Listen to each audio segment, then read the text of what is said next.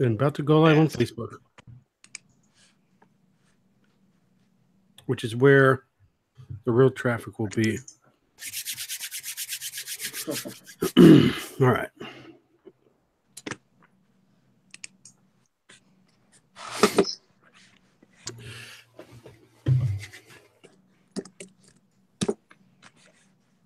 How do I usually start it? And we're live. This is Mercury's Cast with your host, Travis Montgomery. What's happening, everybody? Thank you for the muffled introduction. This is Mercury's Cast, and I am your host, Travis Montgomery. We've been off for a while, but we plan to be back on the reg. Just some stuff going on. My side of town, my side of the country, Alex's side of the country. But we are here to tell you that we plan on doing episodes more frequently from here on out until the end of eternity, for as long as we can do it, at least. Maybe. There might be a couple other projects in the works. It's just been a little hectic over here for me. I'm really excited to talk about this guest that we have today. And first, let's just get this aggravating part out of the way. Alexander, how are you doing? I'm doing swell. What's new with you? You got a new pet. Tell us about it real quickly before we introduce our guest. Well, I moved 2,000 miles east and I got me a possum. That pretty much sums it up very quickly. So now, without further delay, John Carter is our guest. How are you doing today? I know it took just a tad bit longer than we wanted to. 10 minutes past our live time is actually pretty good for us. But how are you doing today? Good. I'm doing excellent. Thank you. Right on. Well, first we'd like to get a tech segment out of the way, just because we are kind of dorks like that in that world. Before we dive into what is your policing career and what you're trying to do right now. So Tesla had another crash, and just chit-chatting with John before this, he told me he might even be doing some business with Tesla. So Tesla had a crash, and Elon Musk posted a tweet. Alexander, can you bring that up for me while I try to babble on a little bit? Are you able to bring that up? Because I sent it to you. You sent me a tweet? Since when? Yeah, I sent you a screenshot of a tweet. Anyways, Elon Musk was talking about they had another self-driving car crash, which is usually human error, and we like to demonize these self-driving cars for some reason. I've got it. I don't really get it. You want to read it for us? Yeah. Elon Musk posted to Twitter. I don't see it, but he said it's super messed up that a Tesla crash resulting in a broken ankle is front page news, and the 40,000 people who died in U.S. auto accidents alone in the past year got almost no coverage. That's a little bit strange, don't you think, John? Do you got an opinion on that one? Well, I can understand why he might say what he's saying, but I think the difference here is that when you're testing cars that's supposed to be self-driving, you expect that the automation of the car would avoid the same type of human error or human mistakes that people make, and that's why they want to press this technology, because they want to show folks that, hey, if you rely on this self-driving technology, is going to minimize accidents, is going to minimize injury. But if that isn't the case, then folks are going to question why I do it. However, when Tesla and these other companies come out with this technology, they're not saying that it's going to be perfect and there won't be incidents or mishaps. They're just saying that their technology use will be safer. And I'm honestly a lot more curious, particularly journalists who are posting on their social media feeds about this sort of thing. I'd be interested, one, to see the statistics, how many cars Tesla has on the road, how many of them have been accidents, and a comparison to the average driver to see if they are safer or less safe.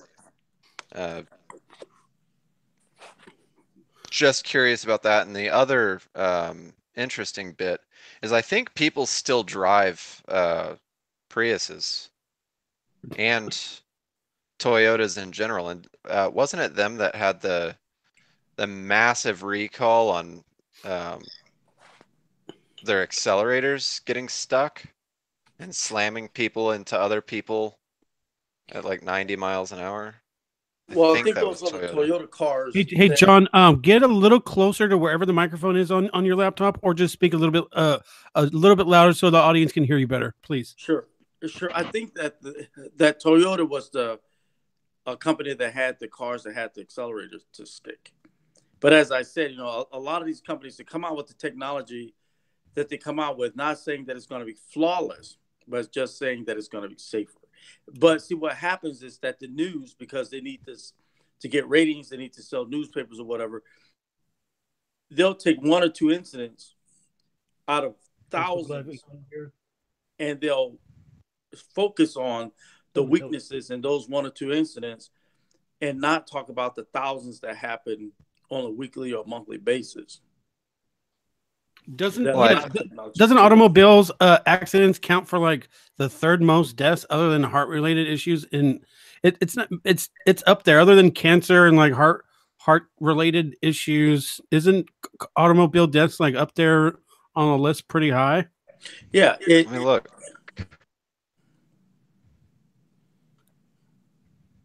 Okay, thank you, Eric. You guys can hear. Go ahead, John. Yeah, well, it is, but you also have to know that drivers come from all types of backgrounds and ages. Like, for example, in Nebraska, a kid can drive as young as 14, not 16, because if he lives in a rural community and his school is more than 4 or 5 miles away, or 3 or 4 miles away, a child who's 14 can get a provisional operator's license to actually operate a motor vehicle to drive to school every day and to work if they have a job. But at 14, they probably not working, but they can operate a motor vehicle. And when you put a person of that impressionable, tender age behind a vehicle with that much power, and if they don't have good judgment or if they are under a lot of peer influence, anything can happen. And you have to remember that teenagers account for a great number of those injuries and fatalities.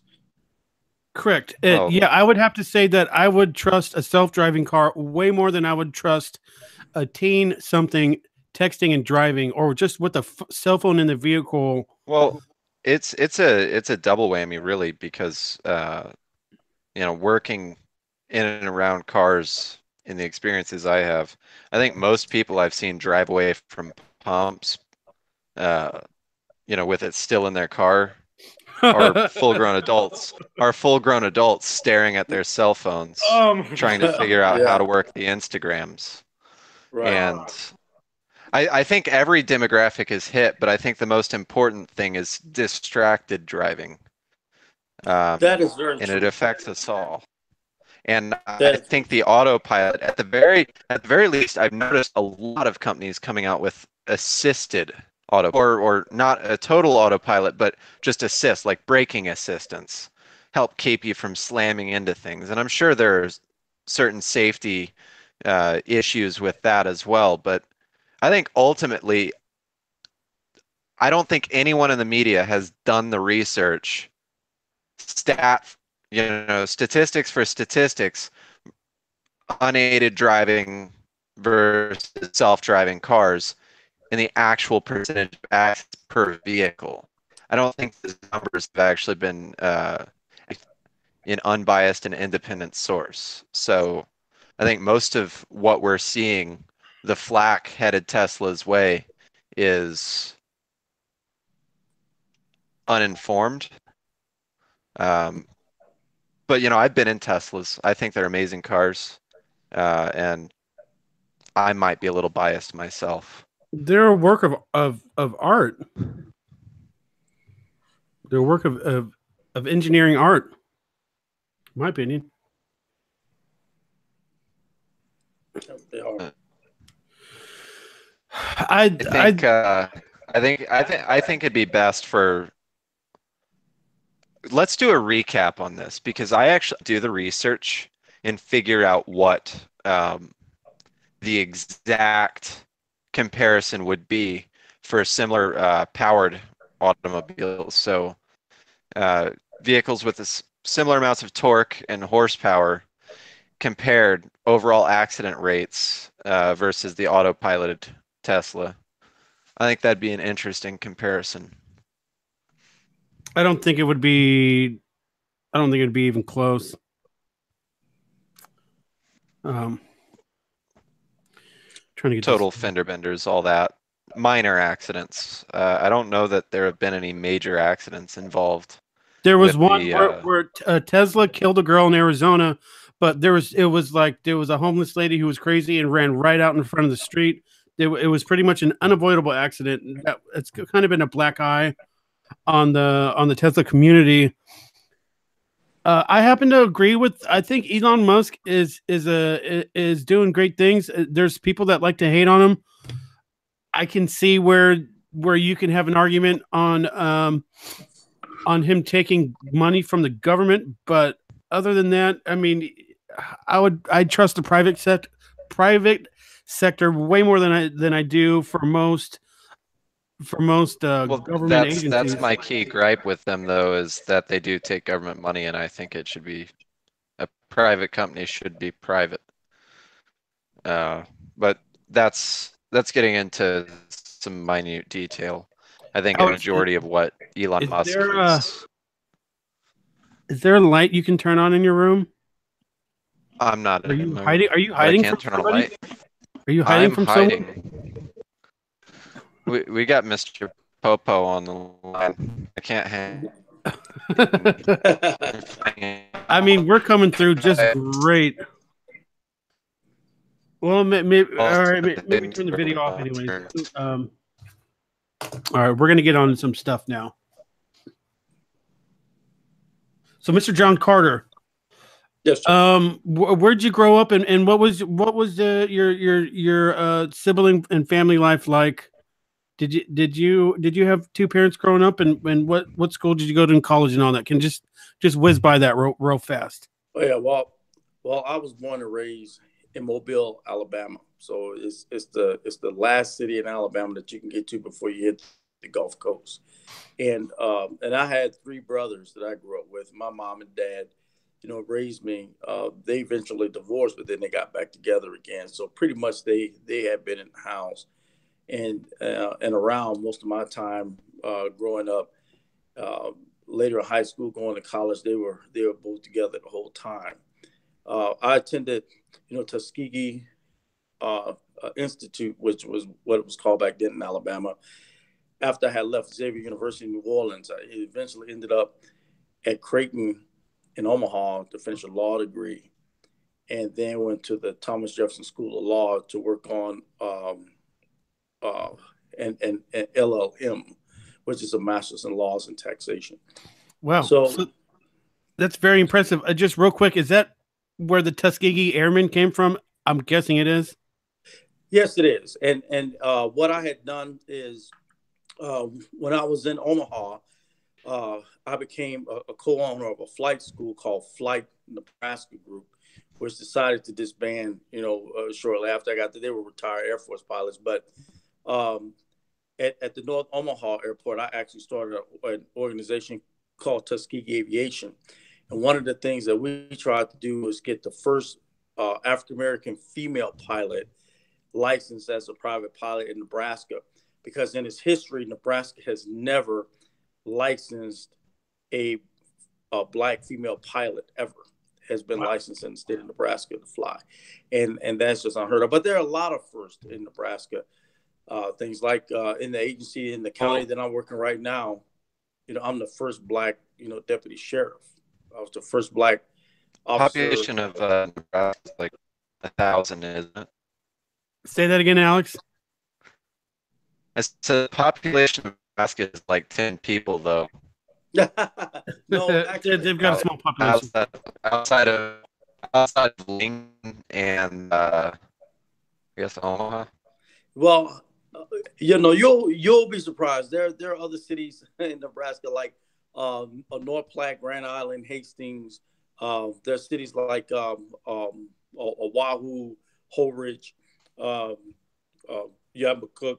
So there Enough are. of me outside of where Nebraska. Alex, you're not coming through at all. Nowhere Hardly, barely right Nebraska. now. Yeah, see the I main. said I mean nowhere Nebraska. Okay, now you're good. Yep. So the main populated areas in Nebraska will be Omaha and Lincoln. Those are the most two populated cities in the state. That is correct. But they're not the only populated places in the city. They are the largest by far, but they're not the only. So that's a misconception that people have, because when you look at it on the map, you'll see two dots of the major cities. You see Omaha and Lincoln, and that's it. The rest of it's just wide open. Correct. So I actually have family in Mobile, Alabama, or at least I did. They were Montgomerys too. I went there one time when I was 6 with my grandma. They made me peel peas or something. Well, they had a farm, and they made me peel the split peas or the, I don't know what I was doing, but they're like, hey, while you're here, you might as well. So I just wanted to give a little bit of perspective to our listeners. The population of Los Angeles is roughly like 4 million people. The population of the entire state of Nebraska is about 2 million people. It's about what? Well, 2 million people total in Nebraska. About Right. 4 million total in the city of Los Angeles. well, yeah, LA's Right, but look, let me overpopulated. speak to that. You know what? But let me tell you something very, very interesting about that. Get Now, closer to your notice- mic if you can, John, please. All right. All right. Can you hear me better now? Yeah. Here, let me turn this up some. Yes. All right. Now, see, let me bring that into a little bit of perspective for you, Alexander, and that is, notice that most people, especially folks of color, are always pushed to live in highly populated areas like Los Angeles, San Diego, Dallas, Houston, and areas like that. You'll find that the taxes are high. I've noticed. Alex? Right. You'll find that the taxes are high. The cost of living is a bit of a struggle sometimes, unless you're pretty educated or some type of entrepreneur. And folks live by a lot of rules. I mean, they live by a lot of rules every day. Now, in the smaller communities, and I just want you to think about something. In the smaller communities, there are a lot of folks that will get together and move into cities that are 5,000 people or less. And you'll even find some that are only like 2,500. I've lived and worked in several that are only about 2,500, 2,600. Do you mind if I tell you the population of where I live right now? Yeah, go ahead. Population 990. Right. Now, look at the 990 people. We're not incorporated at all. It's not even a city. Right, but some small communities like that populate, because you know what they do? They grow their food, they make their city ordinances, they become incorporated, so they're their own cities. We just make bass boats. And they regulate themselves. We just make bass boats. And they regulate themselves. And what those folks usually become are patriot communities. And they despise a lot of federal government interference in their day-to-day affairs. They really do. Because if something were to happen in this country, I guarantee you that it's the smaller communities that are growing their own food. There's no question about that. Yeah, they are going to be able to survive and move on, rather than the folks in the cities that are going to be scrambling for some kind of protection. Travis didn't tell you my background, did he? No. I'm what's known as a capitalist. So I believe in total severance of the federal government. Until you need them. Individualism, capitalism, Nah, I think the free market can handle itself at least on a national level. I don't know about a state or a local level, but I think that's the importance right Okay, now of let's get back on track. I want to go back through the timeline. So Creighton is a really really like a high university, isn't it? It's pretty Yeah, exalted. Creighton. Yeah, Creighton is actually the sister school to Harvard. A lot of people don't know that. So yeah, first off, I just want to say that I'm impressed by the discipline and the work that it takes to do something like that because I never had that kind of gene or that kind of drive. Probably came from being raised right. Can can you agree to that, or are you one of the? It sounds like didn't sound like you came from like a terrible family or No, I didn't come from a terrible family, but I came from a family that struggled. My family grew up in. I grew up initially in a housing project. I mean, we were on welfare, and we were on social programs until my mom went back to school, got a bachelor's degree, and she got a job uh, with the USDA uh, uh, as a marine biologist, and she finally went to work for the Food and Drug Administration doing shellfish research, and she did that job for 28 years, and then she retired as a marine biologist doing shellfish research for the Food and Drug Administration. oh, and so she got so that's how she was able. You guys were able to get kind of above Yes, that yes. poverty So line because of. right. So Oh, so so wait, hold on. You said she was doing shellfish, so selfish research. So was research all for herself, or I'm just no, no, kidding. no, I'm just kidding. no. Shellfish, selfish. I gotta throw one in there every once in a while. No, so that's good. That's great. And that took some discipline and some good decision making for your mom to go back to school in order to do that for your guys' Right. family. That's wonderful. I think. And so after that, you guys were able to move out of the projects. Right, exactly. So what my mom did is after she got that job, uh, maybe 6 months later, she bought a house, and she was the only person in the family, in our nuclear family, and her nuclear family, really that actually purchased her own home. And so from about 7 years old until I became a grown man and left home, my mom always lived in her own house that she bought. She was no longer a renter. She never did go back to renting a house. That's cool, man. Um, so fast forward.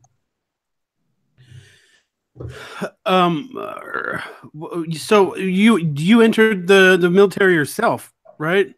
Yeah, yeah. I went into the military. I joined the Marine Corps. I initially joined the reserves, but I had got a job at the sheriff's office in New Orleans, and I worked down with the sheriff's office in New Orleans Police Department in the early 80s.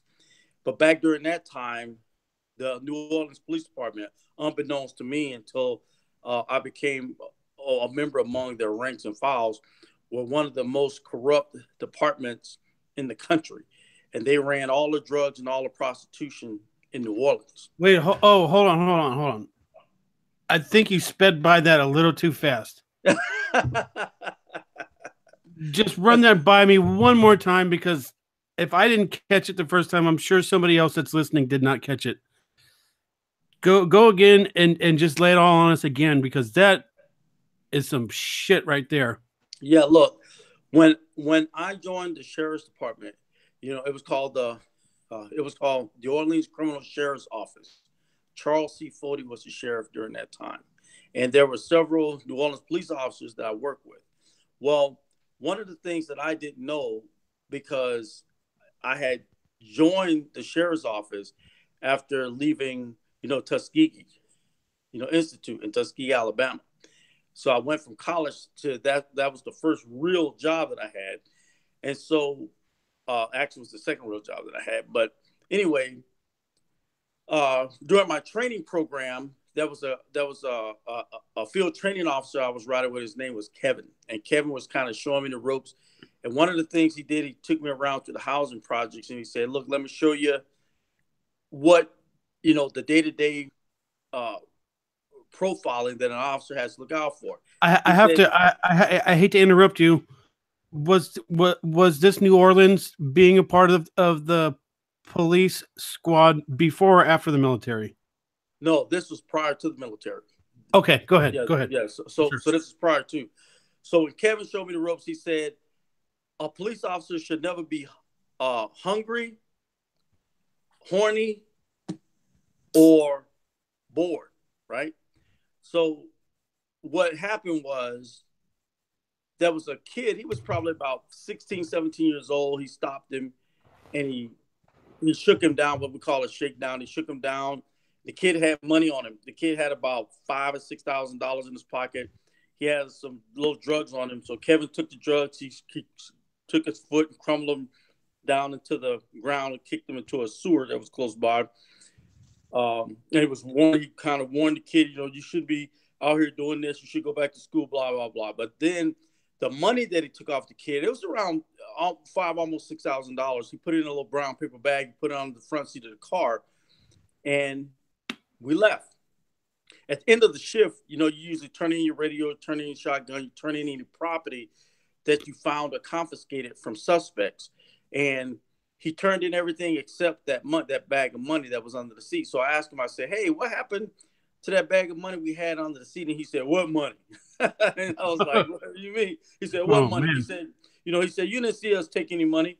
So I went and told my Sergeant Brent, who was our, watch sergeant. After everything was done, I went to his office and said, hey, I saw something today, kind of troubled me a little bit. And I explained to him what happened. And Sergeant Brent said, let me tell you something, little Carter. He said, you need to learn that there's a blue code around here. He said, one thing you never, ever do is knock out a fellow officer for anything that happens on the street. He said, that's the easiest way to lose your life around here. And I said, really? Wow. Yeah.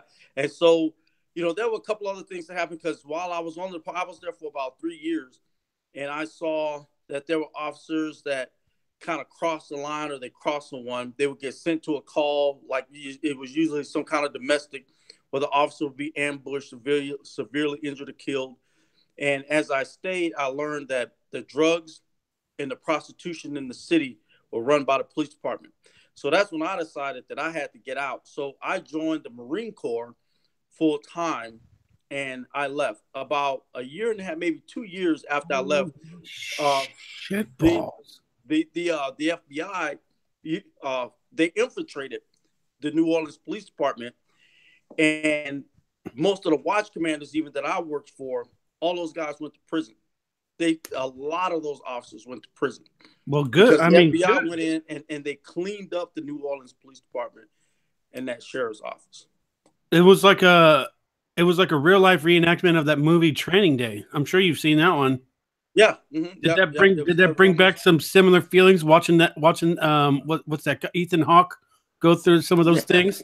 Yeah, and he was going through something. I'm telling you, man, because even to this day, because the FBI did a report some years ago that some law enforcement officers are really not qualified to be law enforcement officers. I mean, even though we're gonna get into that. We're gonna get into that one too. But I'm sorry to interrupt, but go ahead. Yeah, because even though they say all this psychological training and all this stuff that they go through, I'm telling you, a lot of them still slip through the cracks. And it's not so much a slipping through the cracks. Let me tell you what happened is that when a lot of the white hate groups, and white supremacists saw that they were losing ground in a lot of community things, what they decided to do was if you couldn't, beat them, you join them. So what a lot of those guys, and listen, this was a genius move, they became the prosecutors, they became the judges and the police officers. Most of them became police officers and other folks in the community, council people and everything else. So then when people brought complaints to them, they can kind of weigh those complaints based on their own biases, their own experiences, their own value system as to whether or not a person was truly treated wrong or discriminated against or whatever. And so even today, a lot of that same mindset that I witnessed back in the early '80s, early and mid '80s. I see it today as a law enforcement officer. Here's some 27 years later. Some things have changed, but not much, and some things are better, but not much. And I Wow. tell you, sometimes the black officers that are on these streets, especially in the larger cities, can be worse than some of the white officers that people are claiming to be racist. Because I'm still trying to find a cure for cooning, but I haven't found it yet. We got to introduce you to our friend Arnold Sullivan, Uncle Tom. That would be a Arnold. great Arnold. Yeah, that would be a great one. He has a show called The Uncle Tom Show. He probably goes a little bit farther than you would, but that's okay. I want to ask you about being an intelligence analyst in the Marine Corps. What does that entail? What's going on there? Well, what I was doing in the Marine Corps, I did country studies, like all of the information about the country, the culture, the weapon systems, and troop morale for like Desert Shield, Desert Storm. I was one of the analysts that did that research and gave it to the commanders. As Desert Storm was going on, you were analyzing how to bring troop morale up, what we could do. Can you tell us, like, what? I mean, not to be silly, but was pornography involved, or anything, or like alcohol, or anything like that? No. What my job was to do was to learn how to compromise and break the morale of the forces that we were fighting with. So it was reverse. Yeah. Similar to like U.S. airdrops over Japan of normal condoms that were actually extra large. Never heard that story. They dropping mags in apparently Tokyo, yo. We airdropped American normal sized condoms that were like huge. Are you being serious right now? Or are you being facetious? I'm 100% serious. Dude, they should have dropped the mags. They should. This is what the rest of the world uses, and this is what you. Anyways, we can't get too sidetracked on that one, but wow, that is funny. So what would you guys wouldn't drop condoms into Iraq? But what would you guys do? Well, no, we didn't do that. What we did, we studied their weapon systems, and we would find what their vulnerabilities were, and we would exploit those vulnerabilities by sitting in our force recon guys, and our forward artillery units to soften up those targets, so our troops can go in and our Marines can go in and they can take the objective. That's basically what I did, and I would have classes and train troops on. What to look for and how to take down these Iraqi forces, basically. Was that just hard targets, or did you also like monitor convoys, shipments of munitions, and strike during those exchanges?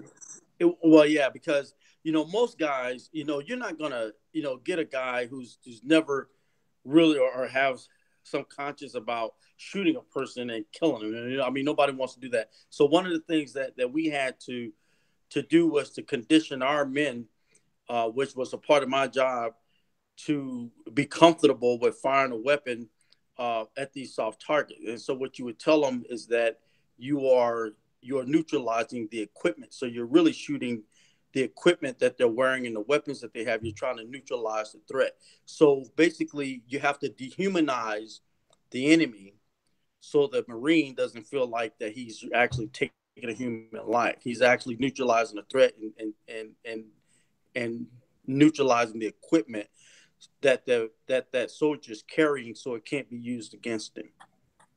And that's how they become hardened much faster. Okay. Quick. Too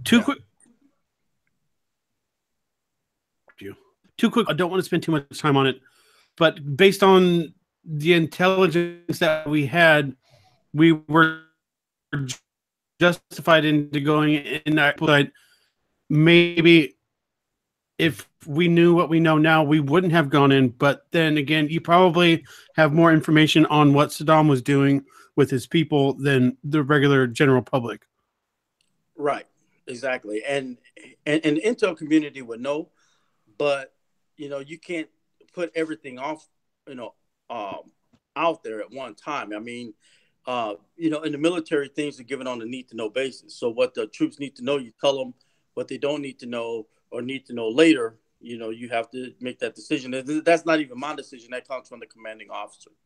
Right. But okay, so I guess give me an opinion in hindsight. Were we justified going into the Iraq war with the evidence of the weapons of mass destruction or lack thereof? Because I mean, you probably know more than I do. No, that war was about oil and power. Oh my. Okay. Well, you heard it from an insider here, folks. Jesus Louise. Okay. Wow. So the weapons of mass destruction was a front. Well, yeah, because if you tell the American people that we're looking for weapons and this guy can destroy you, fear, when you strike fear among folk that don't feel safe anymore, they're liable to go along with you for anything, and when they don't really have the information firsthand and they're relying on their leaders to be upfront and transparent with them about what's really going on, the folks that are getting the information, I mean, is only as good as the source that it's coming from. I mean, we all know that there were really no actual weapons of mass destruction found at all. But we do know that after that war was over, that the Bush family owned almost every major oil company in this country. Wow. So, real quick take, do you think the war in Afghanistan was about poppies? Well, I think that the war in Afghanistan was mainly a civil war because those wars have been going on a long time. That's mainly like a police action. What Afghanistan is, in my opinion, is a perpetual Vietnam. We shouldn't be there. Yeah, I kind of agree. It's almost like it's an unwinnable war and it's a waste of resources. Right. But now let me say this. One of the problems with fighting these conflicts is politics. They need to let the generals, those military commanders who assess the situation with their intel, either go in and just annihilate the enemy and take the country and redevelop it under a democratic regime, or leave it alone. When you look at the U.S. history, every country that we've conquered, we've given it back.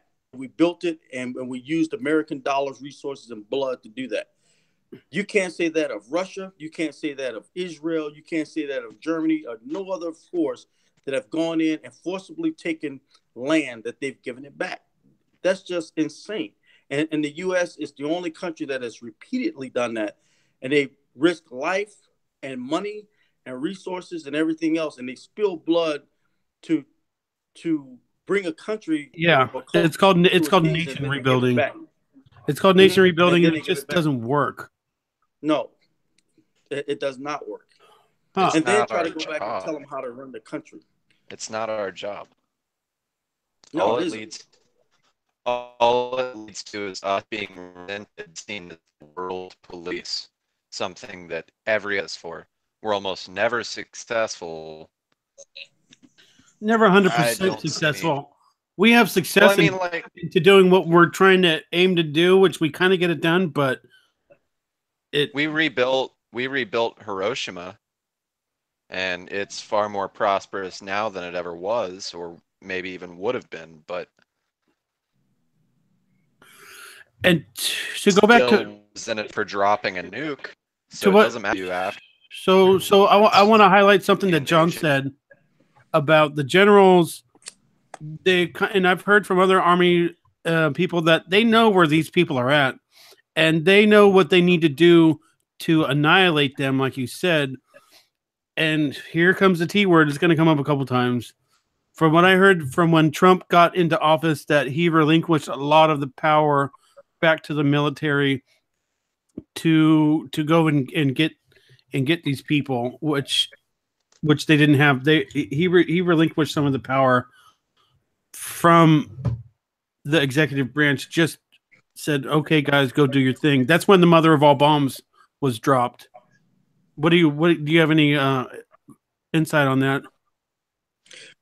Well, let me just bring you a very well-known observation, because a lot of folks talk about what Trump is doing and what Trump has allowed, but notice that now let's go all the way back to George Bush and then come to Trump. When George Bush was in office talking about the weapons of mass destruction, he talked about Saddam Hussein. He talked about a bunch of these other folks that were running around killing folks, beheading them, torturing them, everything else. He never took down those people. He talked about them. He talked about the war on terror, but he never took any of the actual terrorists down. Osama bin Laden was another one. For those years that Bush was in office, they followed him around.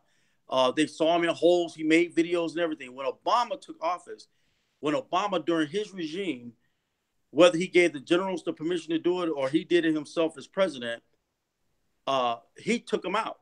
He went and sought those terrorists out, and he stood up publicly and said, "We're going to find these terrorists and we're going to kill them." He made that a public statement, and that's exactly what he did.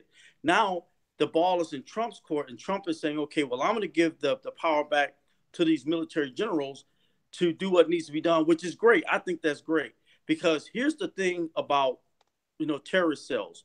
When you take one leader out, because their networks are not just one leader. Their cells. And so when you take one out, another one comes to power. That's the way it works. Correct. And so that's why fighting in those little countries like that, where they've had these blood feuds and these civil wars for 100 years, it's pointless for us to be there. We're either going to go in and take the country and put it under a democratic regime and a flag, or we just need to leave it alone. Wow, I'd say that's a pretty good response. Alex, do you have anything to Alexander? You have anything to add to that? For the most part, I think the only that just don't at all ever, not our business. But I'm okay with his response. I think that's a very logical and well thought out response. Personally, I don't think that there's ever reason, unless provoked personally, that we should be involved in other countries' affairs. But that's a matter of personal opinion. But look, listen, Alex has an excellent point, because let me tell you, the reason that tyranny abounds in those countries is because it goes back, to what the Japanese emperor said after Pearl Harbor was attacked. His admirals went to him and said, "Listen, while we have the Americans vulnerable, let's go ahead and send in this third wave and finish them off." And the emperor said, "No, we no longer have the element of surprise." He said, "We're not going to do that," because they wanted to attack the U.S. mainland. And that emperor said that if we send our forces to attack the U.S. mainland, there'll be a rifle behind every blade of grass. So in other words, that's an alleged quote. Well, that's an alleged quote. But listen though. But there's a truism in that, because tell me how many times by an invading force that the U.S. mainland has been attacked. The U.S. mainland by an invading force. I'm not talking about planes. I'm not talking about missiles. I'm talking about an invading force. Let me tell you what my solution is to a lot of these countries that live under this tyranny. Arm the citizens. Because the way that these guys can come in, especially in those African countries, and run ripshot over those women and make them slaves and all that, because they're the only ones with the guns. The thugs are the only ones that have the guns. When you arm your citizenry, I guarantee you that ruckus stops, because you don't know that if you attack someone, if you're going to walk away from it unscathed. Yeah, sometimes a bullet's worth an armed society. However, that brings up a really interesting question, particularly for someone advocating. What do you think of Indiana's regarding home defense? Well, I heard Indiana, an unconstitutional warrantless raid. You can shoot police officers, and if they enter your home illegally. What are your thoughts? Well, let me tell you the problem with that. How do you know that the officer entered the home illegally if he has a warrant? See, that's ridiculous. And some of these legislators need to be thrown out. I would have never passed a ridiculous law like knock raids. This is regarding knock raids. So raiding a home, presence. And the reason the last time that this happened, they raided the wrong house. Right. With a no-knock raid, didn't announce their presence, so the guy had no clue that it was police officers, and he opened fire. If police don't announce themselves, hey, Alex, you've turned robotic on us for a little bit. We couldn't hear you. I said that. Hold on, this is something I want to bring up. I have this pegged a little bit further down the line, so maybe your internet connection will be better. And we'll dive into this with a little more detail. So, when did you become police chief? Of what city? I can't. Tecumseh. That was in a town called Tecumseh, Nebraska, right? Okay. And that was about 2014, 2014. I took over as the interim chief. The chief of police left. He got into a business. He became an entrepreneur and opened up a gym, and he left the department. So I was appointed by the council as the interim chief. Oh wow! So it wasn't even like your decision. There's like this is what you're going to do. Right, exactly. And I served, and at the time I didn't want to stay because they wanted me to be the chief, but I knew I wanted to go back to San Diego eventually. So I told them that I would serve until they found a new chief. And once I started serving as chief, though, they wasn't even looking. They just left me there. So I had to remind them after about nearly a year. I said, you guys are supposed to be looking for another chief. And so they did.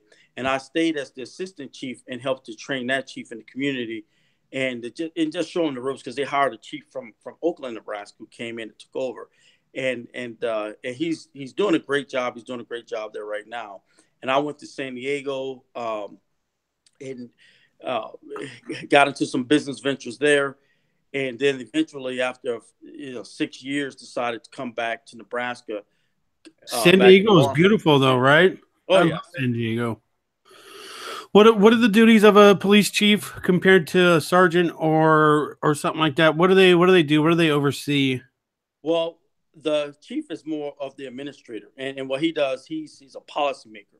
So when there's time for an officer discipline, like a sergeant or lieutenant or someone may initiate the discipline, but it's the chief that makes the ultimate decision as to what the final disposition of that discipline would be. If it's a smaller department, then the chief does all of that.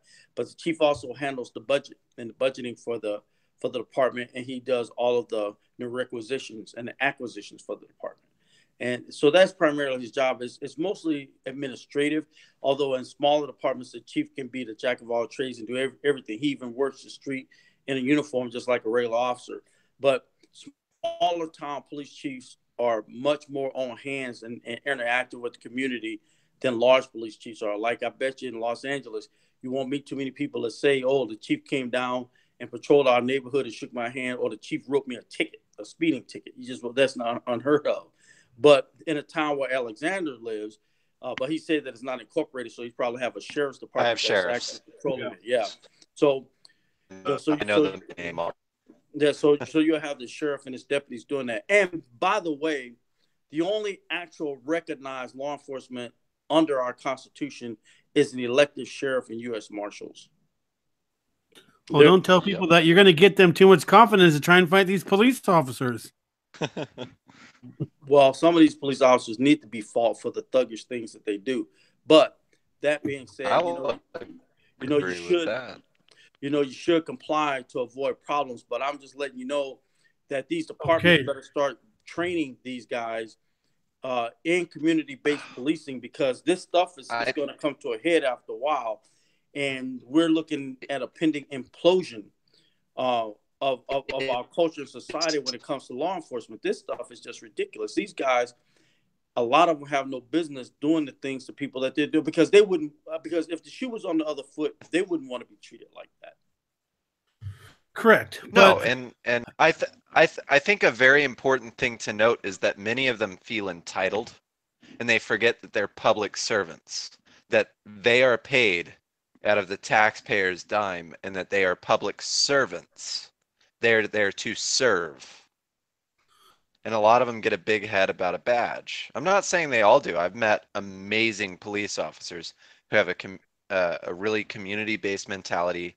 They get to know you, uh, recognize you on the street, say hello. But then there are others that just go into the job with an aggro sense of like this hierarchical power granted to them by Right, right. uh, but divines. couldn't you also say that the job of being a police officer has been completely demonized by the media and by activist groups to where they almost can do no right anymore? No, no, I don't agree I with that. disagree. What I think that the police officers have been demonized by themselves, and now because a lot of the stuff that you see going on has been going on all along. It's just that social media, because it's become so widely available and it's everywhere that we actually see it.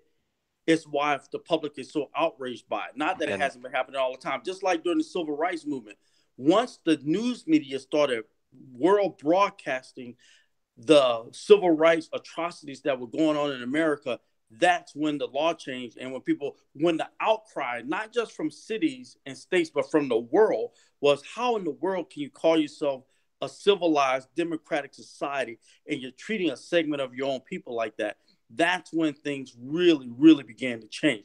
And and well, and and I think that the media, well, yeah, while they might, I think they sensationalize these things. But notice this: there's some things that happen that the media doesn't even report on until someone posts it on Facebook and it goes viral, so it can't be ignored anymore. Then the media reports on it because it's already out there publicly. Okay. yeah, and I But think that's why you see a lot of opposition to filming. You'll see police officers arrest people for filming them at their job as public servants. but even given the current climate of what is the relationship between police officers and civilians, wouldn't it be a good idea as a civilian not to say that the police officer is right or wrong to comply and avoid being shot or being brutalized? Yes, you should comply and then complain Yeah, because not that the complaining might do any good depending on where you are. Because in a small town, your complaint might get some attention and you may get some satisfaction. If you're an officer in Los Angeles, for example, and you complain, then you wrote a nice statement on a piece of paper, and that's about as far as it may go. So it all depends on the situation. But yes, to avoid escalating a situation, if the officer says, put your hands behind your back, take your hands out of your pocket, or get on your knees and lay your face down on the ground. If you comply and they pounce on you, now there's a huge issue with that officer. But if you resist, even if the officer is talking to you and you're standing there saying things back, even on social media, folks come in and make comments like, "Well, why don't they just lay down or put their hands behind the back? Why are they resisting?" So while the officer is escalating the situation, the citizen is usually escalating the situation as well. And Correct. so it gets somewhere where it shouldn't go. So yeah, comply and then complain. That's what you should do to the well, authority and to the mayor and to the county attorney or to the district attorney. I th That's what you should complain I to. I typically find the best course of action is if a police officer has infringed on your rights to a degree in which you can say that they have broken the law themselves, action against them. Because the biggest issue of corruption right now is the police not policing themselves. You you see nepotism and you see officers who are given slaps on the wrist for crimes that if normal everyday people committed, they would land years behind bars. Yeah, but you know what? I wasn't one of those kind of police chiefs or an assistant chief because if I I found that an believe officer was unfit, he was gone. He was gone. And even right now, if I see something in the field that an officer is doing, I'm not going to stand there and watch him because he's my friend or he's my coworker or he's whatever. A Marine on duty has no friends, and I'm sworn to protect the public against all enemies, foreign and domestic. So what I will do if I see a fellow officer beating a person or going above board or being excessive, then I'm going to pull him back. But not only will I stop him, I'm going to report him, and then I'm going to push the issue to make sure that he doesn't put on a uniform and a badge again. But that's not common. It isn't And common, that's the but issue. that's what needs to be done. But that's what needs to be okay, done. I totally respect you for that, but I feel as an outsider that I need to make a couple of observations that especially with, and it's still, even if it's social media that's calling us out, this job is being demonized. It's making it unattractive for anybody to want to do. Most people don't want to do it. It's a hard job. Mm-hmm. And you could probably relate to how stressful it could be and the stress of dealing with people that just want to lie to you all day long, and you're pretty much dealing with the worst people of that society has to offer. That could kind of take an emotional toll on you. And I'm not saying that police officers have to be absolutely perfect, because I think some of us hold them to a standard that they are superhumans, which they are not. They're just human beings like me, or well, more so you. And we're expected them to do these extraordinary things, which most people aren't able to do. And this goes back to my comment that I've stressed a lot, that police officers need better training before you give them a gun and a badge and tell them to go deal with the worst part of society. Right, Travis, you're missing a lot of really key cases. Like, I don't think that someone under stress from handling the worst of I've had some pretty negative interactions with police, and I don't consider myself the worst of society. I follow the law that's to a not your T, job that you do whether I 40 hours agree a with week it or not. all day But long. That's not what you do all day long. But what I'm saying is, You can't bring yourself into this. I don't think you can excuse an officer shooting a man in the back for No, and everything being needs to be stressed on the that's job. a case by case basis. That was a bad one. I think the guy grabbed his taser though. These officers are pulling their guns when it's entirely unnecessary. But if a suspect grabs an officer's taser or even his baton, he is trained to shoot to take down that suspect. I'm not talking about any specific case. So well, you pretty much there's a brought the Walter case, Scott. That was pretty much I'm not talking about that. I'm talking about there have been other cases where police have shot people in the back. Yeah. Well, that's true. And the law here is if you shoot someone in the back, you're going to prison because you murdered them. It does not matter if they're in your house. Does not matter where they are. If you shoot them in the back, you are a murderer. You're going to prison. Does not matter. That's not the standard that police are held. Okay, and just if to go back to if a private security guard did that to someone, they would go to prison. You just cut out, so I'm going to cut in. Where I found John was on a thread where these cops had to deal with an incredibly violent, incredibly strong person, and so I just want and it's like, do I want that? Do I want to deal with that shit? No. You have to be a certain type of person to be able to want to deal with that kind of. I mean, whatever you want to deal with that.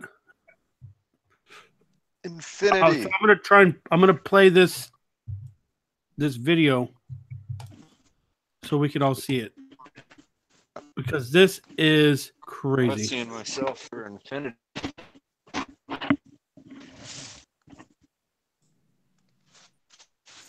Can you guys see it? John, can you see the video? Yeah. Yep, I see it. So this guy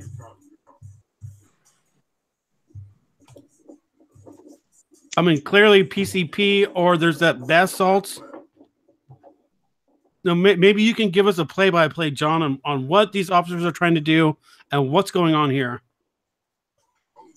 So he attacks like, okay, yeah, that's what I want to do when I go to work. Yeah, right.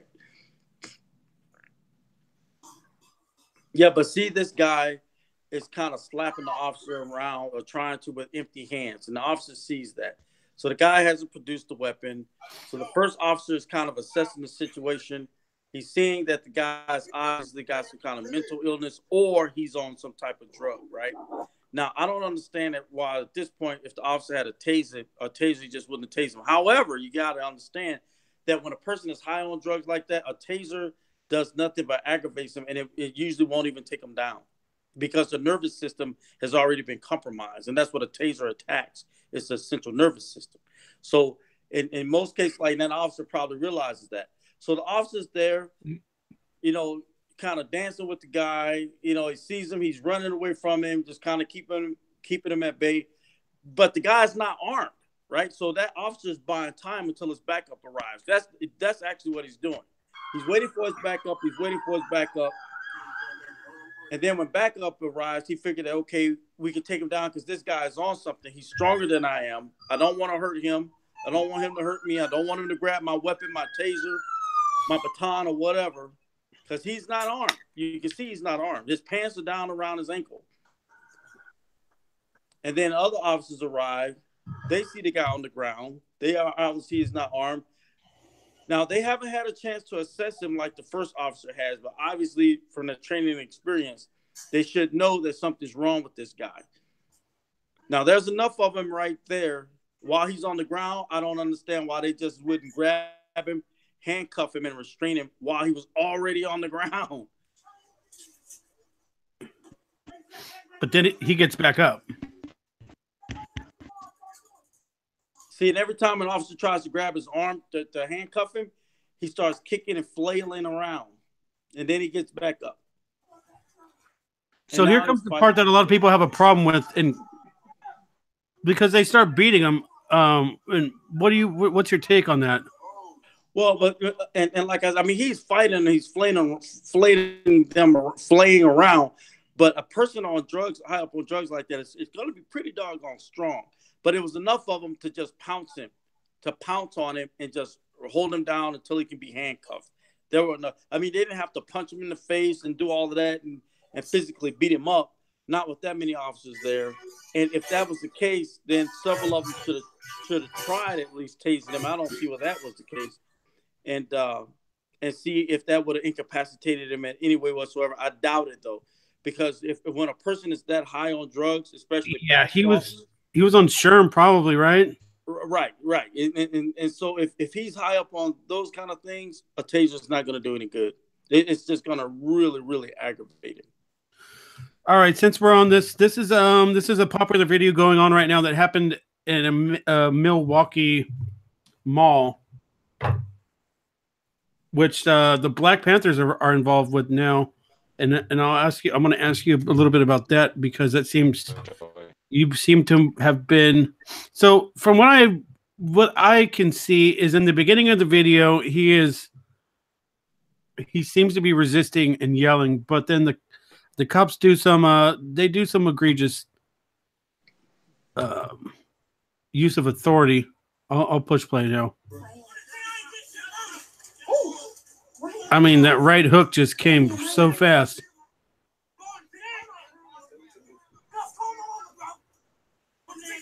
But he's still not complying. I mean, that goes into that gray area of where do you comply or do you fight back? Right, but listen, officers are trained in empty hand techniques. See how they got him on the ground? That guy could have took his thumb and put it behind his ear and put him into a pain compliance. He had to strike him to the face. And with both of the officers there, instead of hitting him in the face to take him to the ground, he could have did a leg sweep and swept him to the ground. The other officer followed him down to the ground, flipped him over, and then handcuffed him. Or, in that case, tased him. That's a state trooper. You can't tell me that a state trooper in any state doesn't have a taser. So there's a mall security guard there, and then I guess you called it as a state trooper. Right. And it looks like the mall security guard there was the one that struck him in the face. Yeah, that's the one that I'll send you the video when we're done. But there's a it looks like he's from the original Black Panthers, and he's got a group of them, and they go to this mall, which is in Wauwatosa in Wisconsin, and now they're threatening to disrupt and do stuff like that. But what good is that going to do? Right. Not. And we're back. It's just it'll just ignite more tensions between, accomplish absolutely nothing positive, and maintain a vicious circle of violence. But oh well, that's how people solve things. In big cities. That's what we were just talking about earlier. That's kind of why I relocated prior to being in nowhere, middle of nowhere in the mountains. I was near Sacramento, so it was a city. The small city I lived in was about as big as Lincoln. Yeah. So which in a city that size, you can still have some, anonymity, which still enjoy kind of a small town feel, but it's really not a small town. But it's not a big city either. It's a lot of inner bullshit that I wanted to get away from, and I like owning guns, so it's kind of a double whammy. Right. Yeah, because and what's really funny about California is that the sheriff in San Diego won't approve hardly any concealed carry permits, but if you go up north, you can get them from those sheriffs. It's just amazing how that works. Well, what I find in California with some of the strictest gun laws in America is one of the few open carry states left as well. Oh, and look at Chicago. That's a perfect example of place with strict gun laws. And Darian Parlick is going to be so mad that he could not join us. Maybe when if we get the lady that John recommended for us, we'll get Darian Parlick in that episode. We can have a Chicago / so I think we've covered policing enough. And Alex, I'm gonna have to keep going here because we're running low on time. John Carter is actually running for mayor of a city in Nebraska. Is that correct? Yes, I'm in Binkelman, Nebraska, and I'm actually running for mayor in this town. That is correct. What's it called? No, Binkelman. How do you spell it? It's Benkelman. Okay. On your social media page, I think you should put that up front. Maybe we can help you a little bit out with social media. Okay. Because I went to your page and I couldn't find it. Didn't say anywhere on the front. Well, so, yeah. I actually have a Facebook page called John Carter for mayor. Yeah, that's the one that I'm referring to. It should be like right there, Binkelman. You know what I mean? It should be. Okay. It should be stated like that should be first and foremost. Because I couldn't really find it. Maybe we can help you out with some social media type of stuff. But so who's the current mayor? Who are you running against? And what kind of vision do you have for your city? Well, the current mayor, Dallas Chartier, is no longer running. So the guy that I beat, I beat the other contenders in the primary that I'm running against now. His name is Bob Rose. He's a veteran. He's a former veterinarian, a retired veterinarian here. And one of the things that I want to do is to bring a solar manufacturing plant to Binkelman to increase jobs. But the other thing it will do, it will lower the average utility bill from an average of $200 a month down to somewhere between $38 and $50 a month. Those are some of the key things that I want to do. I also want to bring 15 new businesses here through some grant sourcing, from the tobacco companies, because what a lot of cities don't know is that there's money available from the tobacco companies for folks that want to open up storefront businesses, and they'll give you up to $150,000 to do that if the business that you open create jobs. And in smaller communities where Alexander is, for example, the U.S. Department of Agriculture, the USDA, in cities under 5,000 will set aside $25 million or will fund up to $25 million for anybody that wants to build like a huge enterprise that'll create jobs, or if a person wants to buy a house and don't have the down payment money, or if they need to fix up a house or build a home, USDA, believe it or not, is the fiscal agent for the U.S. government that will do that for people who live in cities under 5,000 people. Huh. Wow, that's pretty interesting. I'm not sure. I'm not sure if it's technically considered a city, though. It's what's a census designated place. What, your place? Yeah, because it has to be a census designated place.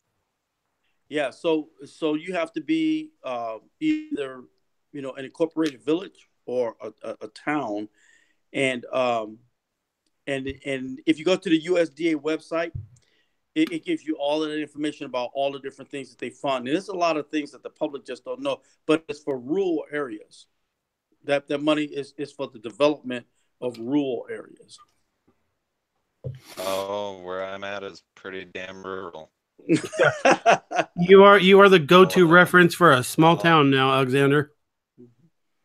It's not a town, it's a census designated place. Yeah, it's a census designated place. Well, see, like I'm city like limits. Alexander. I was in California, but I came back to Nebraska because I like guns. I like owning guns. There's a gun shop that I just recently opened. And here in Nebraska, it's an open carry state, and it's easy to get a concealed carry permit. All you have to do is just go to the class and pay $100. And people can even, are you there? I'm here. Okay. And people can even, under certain circumstances, own fully automatic weapons here in this state. Oh, wow. And in a lot of jurisdictions like California, you can't do that because there's so many AR-15s out here. Because I can get and build an AR-15 for a person for just under $300, because the average AR-15 that you can buy here in Nebraska is around $299. So in a lot of other states, it's not like that, because this is a very gun-friendly state. It's very gun-friendly. That's cool. And as a police officer, I'm just go back to say this: about 98% of the people that I stop on a daily basis are armed. I haven't been shot at. I haven't been assaulted. So this myth about if you arm people is going to create a big threat to police officers, only if the police officer is a jackass. Because in my 27 years of working in these small rural communities, and even some of the larger cities where they're not armed, but in these smaller communities where the majority of the citizens are armed, I've never had an armed encounter on a traffic stop with the driver that I pulled over that had rifle, shotguns, and pistols in the car. Never in 27 years. Right. And when they do in bigger cities, they are they're very dangerous people, and it goes back to policing in a major city where you can get some cartel member or some high-level gang member or somebody that's got a couple strikes against them, given the California felony laws that Right. I ain't going back, Right.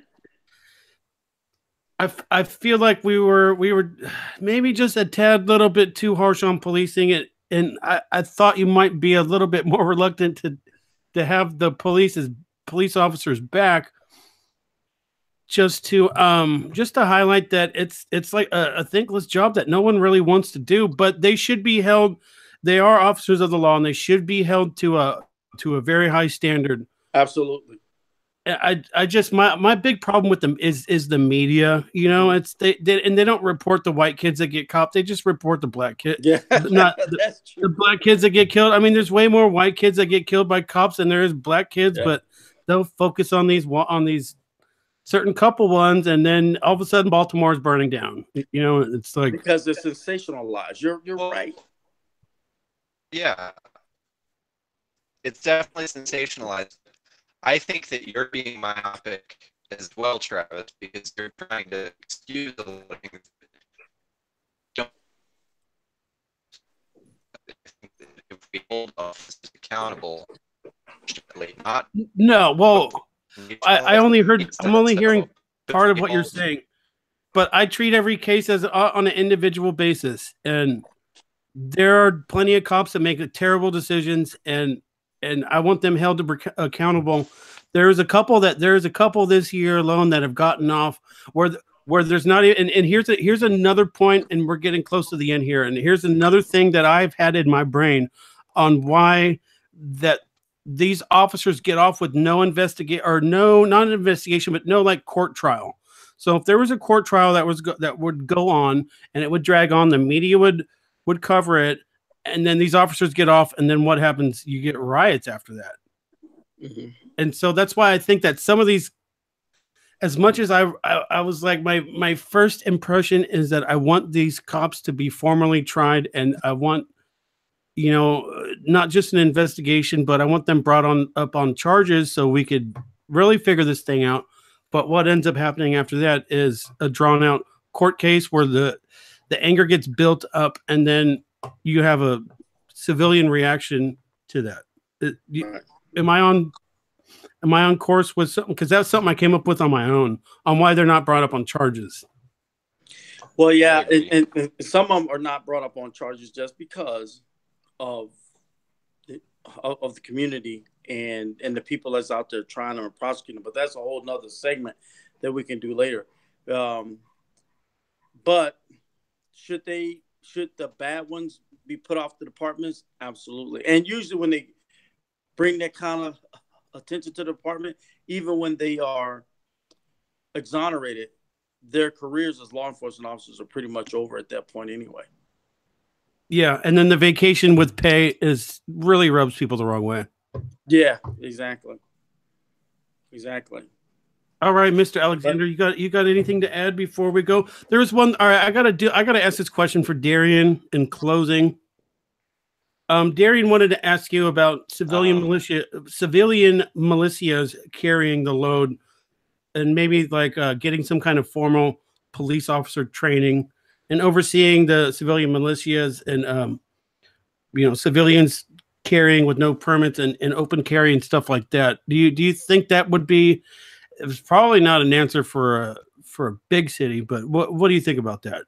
Civilians trying to pretty much govern themselves. Well, see, the Constitution says that the last line of defense for this democracy is an elected county sheriff. What the Constitution teaches us is that if our representative government goes rogue and becomes a tyranny, then the elected sheriffs are tasked with forming posses or militias and arming them to fight against that tyranny. That's actually what they're supposed to do. Now, an elected sheriff can have a posse. Some of the smaller towns do.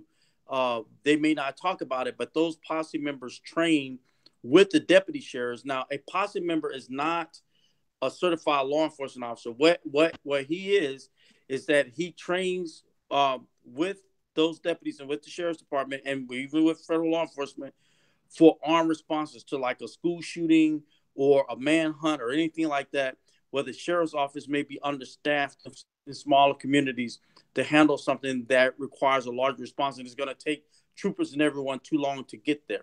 And so I'm all for that, and that's something that we do in these small communities here in Nebraska, is that there are a lot of militia groups around here, and they don't give us problems. I'm telling you, we don't have problems with them. But I tell you one thing, if something were to happen, me even being a black man, I would rather run up and befriend a lot of these militia guys, because I know that hanging out with them, nothing's going to happen to me or my family. Nothing. Wow, that was a beautiful answer. I'm sure Darian's going to be stoked about that. Alexander, you got anything to add? Is he there? I'm just looking forward to seeing how this mayoral election goes. I think when's the vote? Pretty closely. Is it in November or is it sooner?